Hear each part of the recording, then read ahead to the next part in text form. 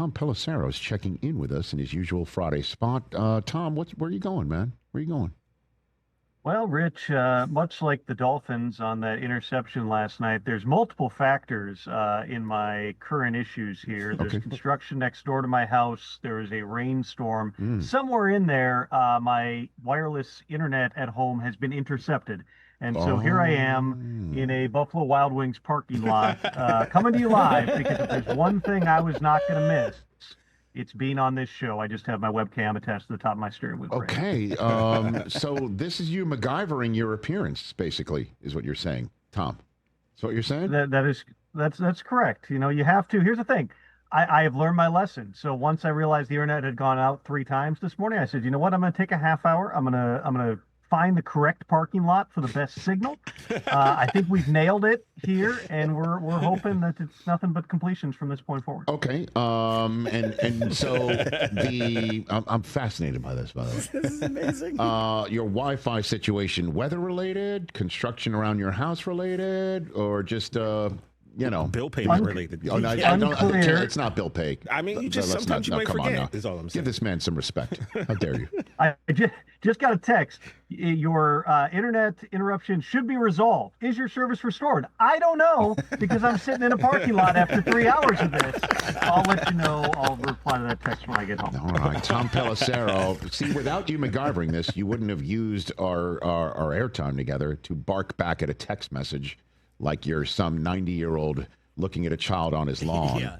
Well done, I Tom. also don't know. Okay. I don't know who the sponsors are here on Disney Plus. That's you, and man. So I was careful That's to all not right. reveal There's no who my official internet provider is. There's no. Shout out to the one, whoever it is that runs the Wi-Fi off my car. This is actually working like Tom Pelissero, everybody, here on the Rich Eisen Show. All right, very good. Good to see you, sir. So, do you have an assignment this week? Are you back home again for NFL Game Day morning? What do we have? Where are you? Well, you going somewhere? It turns out, Rich, when both starting quarterbacks in the game that you were supposed to be covering get injured the week before, Did this get a downgrade? you Did get a we call get on Monday saying we're sending you back to the basement. So there'll be no Vikings Bengals. Man. For me on Sunday, unfortunately, but I will be coming to you live, assuming the internet's working in my house. I'll be on Game Day morning. News you need. So what is your designation for Sunday with the Wi-Fi? Are we questionable officially for Game Day morning? You officially got the questionable designation? Again, I'm being told, sources say that I am able to return to the game at this point. Per source. We'll find out when I get home. I'm most concerned about the Insiders tonight, 7 p.m. Eastern time on NFL Network. I'm optimistic that by then we're going to be good to go. Tom Pelissero, we're back on our ESPN Radio presented by Progressive Insurance airwaves, and Tom Pelissero joining us from his front seat of his car due to Wi-Fi issues in his house. We're all fully up to speed here on the program. Let's jump into things with Jayden Daniels first up. What do we know about him? The media didn't see him out practicing on Friday, and we heard he was mentally preparing or preparing mentally, as Dan Quinn said, giving me an idea for a new racehorse name should I ever own one, like I guess like our colleague Ian. What do you think here about Jayden Daniels, Tom?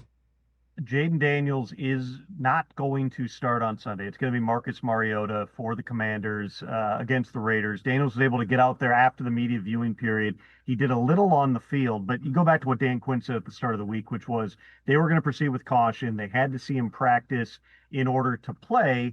Well, he got, again, some limited type of activity today, but clearly not enough. They also made very clear, DQ did, that they weren't going to put Daniels on the field unless he was full go. So all those things together obviously got you to the point where they feel most confident moving forward with Marcus Mariota. So Marcus Mariota's played on enough teams now that we could have any number of revenge games around the league. This is certainly one of them. He was a member of the Raiders at one time. He'll be out there against Las Vegas. Okay, so there's a question looking back, and now there's a question looking forward. First up, the question looking back. When did this happen in the Thursday nighter game in Green Bay? Do we know when this happened? It was a play where he got tackled awkwardly from behind. It was in I believe the second or third quarter. He just kind of got wrapped up. He came up limping a little bit. He did have a wrap on it in the locker room after the game. They MRI'd him. It's a knee sprain. So there is a ligament involved here. It's not something that's expected to be long term. I would not anticipate Jayden Daniels goes on injured reserve. He may well be back in week 4. but it makes sense. I mean, we don't have to bring up the comparisons to another young, bright Washington quarterback who had a knee injury and they rolled him out on the field. It made it worse, and his career was never the same again. Obviously, Commanders fans don't need to, relive RG3 all over again, but this is not that injury. This is not as significant. This is very much a conscious decision that, yes, if this were a playoff game, maybe the decision-making is different, but it's week 3. There's a long way to go for a team with high expectations. So hold Jayden Daniels back this week. He'd probably put himself on the field if it were solely up to him, but hold him back right now, get him fully healthy, and I would anticipate in the coming weeks here he'll be ready to roll. Well, I mean, the next 2 games for Washington are against 2 teams that in the first couple weeks of the season have shown some pass rush, to say the least, at Atlanta, at the Chargers, Tom. So you think it's possible he's back for week 4 at Atlanta? Well, the Raiders also have Max Crosby, who can make your life miserable regardless of how mobile you are. Right. Back in there in the pocket. But, it certainly seems like this is a day-to-day type of a situation. Okay. They gave him the week. He was able to get out there a little bit today, not enough to convince them. So Mario gets to go on Sunday. Okay, before we continue on with any other injuries of note to keep an eye on in week 3, Tom Pelissero here on the Rich Eisen Show. What happens with the Dolphins at 0-3? Any temperature, pulse check of Stephen Ross here that's worthy of looking at, or the Dolphins aren't even thinking about this sort of stuff?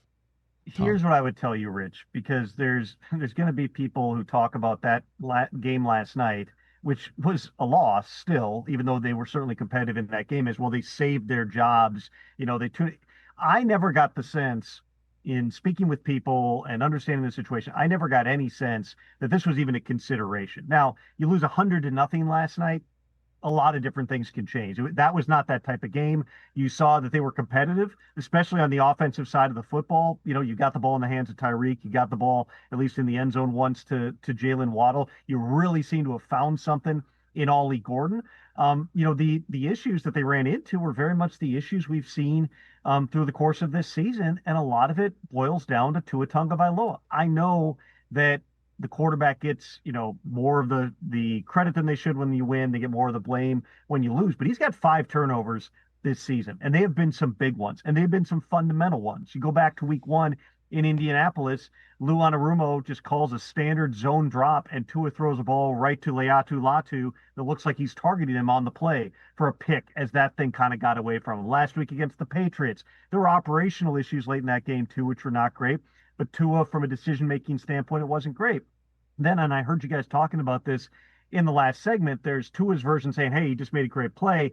There's McDaniel's version saying the ball's got to go to the flat. When I watched that play back, and I am not, a quarterback guru, you certainly could follow up, Rich. You've got enough of those guys in the rotation on this show.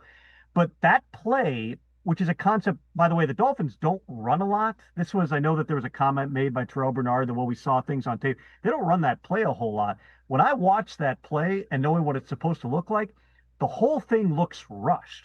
Watch Tua Tagovailoa on that play. He's in the shotgun or the pistol on that play, but there's still supposed to be a drop. He kind of gets it and doesn't entirely look off the flat, and then just kind of comes back and his feet are stuck in cement. The whole thing just looked like it was sped up. And so when the timing is off and the angles are off, if there's things with your drop or the timing of the play, that creates opportunities for defenders to make plays on the football. There's obviously other things that happened in that game last night. The Zach Sealer punt block. Why are they trying to block the punt? Why is Zach Sealer on the field? Why is Zach Sealer anywhere near Bill Burr, the new punter, Cameron Johnston for the Bills? And then the Jordan Brooks one, where it looks to me, I've watched that play back because it was running over and over on a loop on TV this morning. I've watched it 10 times. It looks like Brooks is kind of, he maybe is giving him the business a little extra, but he's trying to ease off and he kind of falls awkwardly. Official throws the flag. You just can't put yourself in that type of a position. But in terms of, if you're looking for, has Mike McDaniel lost the locker room? Have the leaders bailed on this thing? Does Tyreek Hill look like a guy who's going to push the eject button? I don't sense any of that there, and I don't sense that in the building. The other part of this, Rich, and I know you alluded to this as well, the Dolphins are very much tied to Tua for the 2026 season. He is due, forget the cap hits if you cut him, he is due $54 million fully guaranteed in 2026. And if he's still on your roster, I think it's the 3rd day of the league year in March, which when you own $54 million fully guaranteed, it's a good bet he is. Another $3 million in 2027 becomes fully guaranteed. So if you move on from, let's say, Mike McDaniel right now, which again, I've never gotten the sense that was a consideration 3 weeks into a 17-game season, what purpose is it serving? What are you trying to get out of the next 14 games? And oh, by the way, then you're locking yourself into, well, we have to hire a new head coach for 2026. And that head coach is going to be told, all right, we got $54 million in Tua. What are you going to do with him? This has to be your quarterback. That may not be palatable to a lot of people. I mean, there's not enough said, and I don't mean to just be a Mike McDaniel defender here, but there is not enough talked about with the hoops that Mike McDaniel has to jump through on a week in, week out basis to design a game plan for a quarterback who can't get hit. You can't have him holding the ball. You can't have him designed runs. You can't really run quarterback sneaks. We've seen some of the, in relative terms, the least athletic quarterbacks in the NFL get exposed at times as runners. Tom Brady ran a pass route in a Super Bowl. It didn't end well, but they put that in the game plan. You can't do that with Tua. You can't run a naked bootleg. You're not going to run zone read with him just to keep people honest.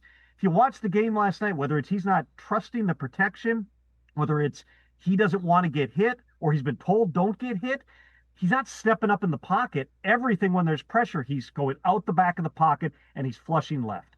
And all those things combined make it really hard to produce on a week in and week out basis, that even when you draw up a play that maybe has a chance to succeed, he either doesn't go the right spot with it or the timing and the drop is off. It's just a lot of different things that go into this.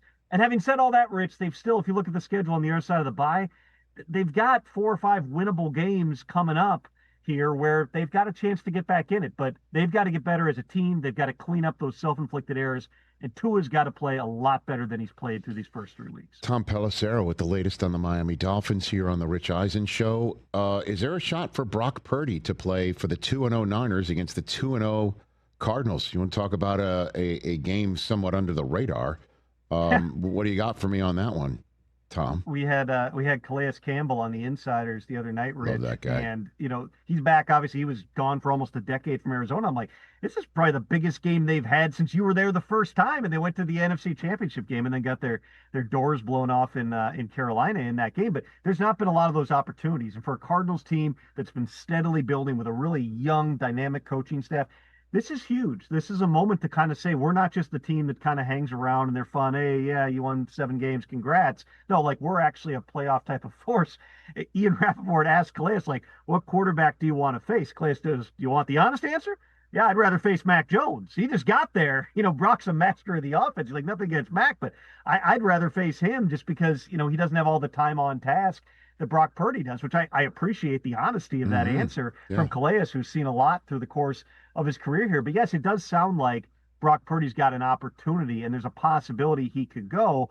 But there's several different moving parts here. One is they're seeing how his body reacts. He's got a left shoulder and a toe. The toe's the real problem. It's on the bottom of his foot. It's kind of like a variation of turf toe, not nearly as severe as what Joe Burrow had, but it's uncomfortable. And so he's got to see from a functionality, a pain tolerance, a body response perspective, how he gets through these practices.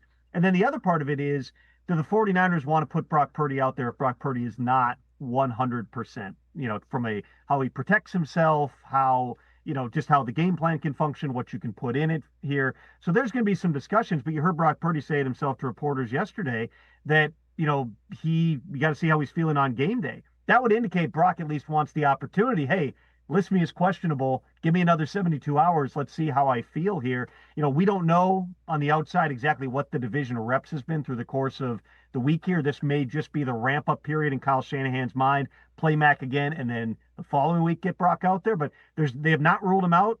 Kyle has said that there's a chance. We'll find out a little bit more this afternoon. Okay, and then you mentioned about Burrow's toe. I guess is today surgery day for him? And walk me through what his process might look like, and because I know when we were talking about it last week, Tom, you were saying 3 months from now would be Cincinnati's game home for Baltimore on week 15. So even if he gets some more rest time, it's Jake Browning's show potentially for the rest of the regular season, unless you tell me differently right now. That's been sort of the belief, Joe Burrow being a competitor, and frankly, have he missed as much time as he's had and, not want to be labeled about, the guy who's just always got the injuries, he's going to do everything he can to get back, assuming that Jake Browning can keep the Bengals in this thing long enough for Burrow to get back. But 3 months is really the baseline here. This is like, 12 to 14 weeks probably from the people that I've talked to familiar with this injury. A grade 3 turf toe, you're talking about things torn under there. That's why there's no rehab option. There was no, hey, hope the pain goes away and heal up and maybe you're back. No, that's not possible. This is not a Brock Purdy type of an injury. This is something really severe here. So the plan was to have the surgery today, but the swelling needs to come out. And so they were going to evaluate. I don't know at this moment whether they actually got the surgery done today, but that has been the plan. That then starts that 3-month or 12 to 14-week clock.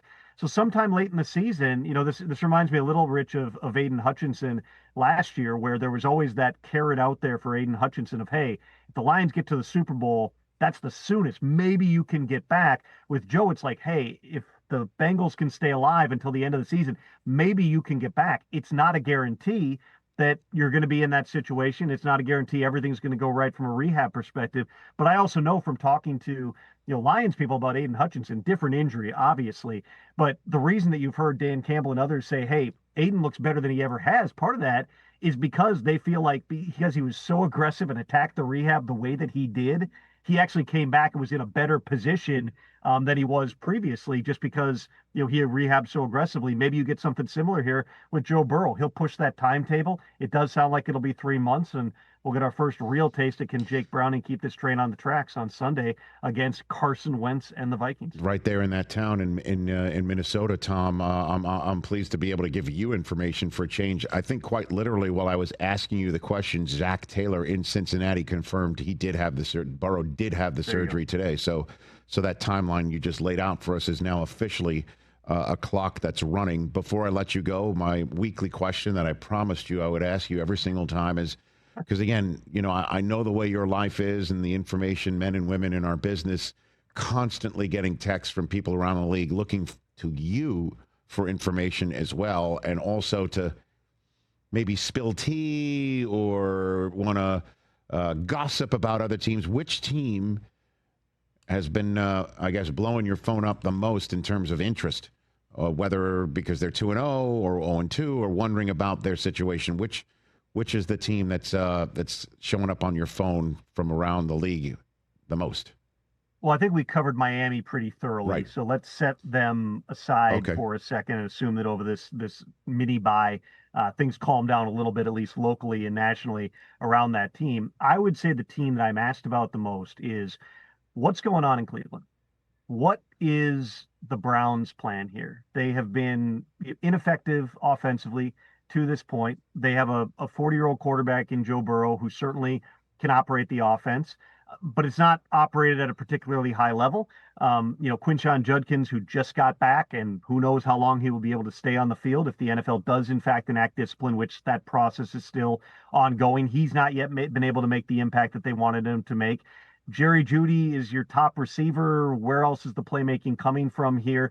And oh, by the way, you drafted 2 quarterbacks who are both sitting and biding their time. I'm not saying the Browns right now are on blow it up watch. What I would say is a lot of people within the league are going to be monitoring what is happening with the Browns in the coming weeks. Remember, they got a Week 5 game in London against the Vikings. We all know that when teams have pressure on them, those international games, the flight back, the bye after.